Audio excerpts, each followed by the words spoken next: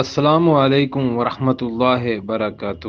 مولانا صاحب، ایک سوال پوچھا گیا ہے کہ ایک اپنی بیوی کے انتقال کے بعد اس کا شوہر کیا اس کے لیے غیر محرم ہو جاتا ہے، اور کیا شوہر اپنی بیوی کی میت نہیں اٹھا سکتا، اسے کندھا نہیں دے سکتا؟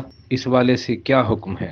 وعلیکم السلام رحمۃ اللہ وبرکاتہ۔ عورت کے انتقال پر اس کا شوہر کے ساتھ چونکہ نکاح ٹوٹ جاتا ہے ٹیکنیکلی، اور شوہر جو ہے نا نامحرم، تو پہلے بھی نامحرم ہی ہوتا ہے، شوہر جو ہے وہ محرم نہیں ہوتا، محرم کی طرح ہوتا ہے، ٹھیک ہے؟